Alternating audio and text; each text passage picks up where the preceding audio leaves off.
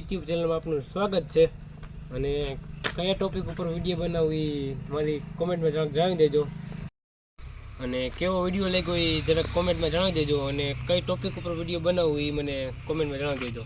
જય દ્વારકાધીશ. મારું નામ છે નરેશ ગુલતર. જય ઠાકર બધા ભાઈઓને. જો અમારા ગામનો બ્લોગ જોવો હોય તો અમારી ચેનલ લાઈક અને શેર સબસ્ક્રાઈબ કરી નાખો અને કોમેન્ટમાં જણાવી દો જલ્દી.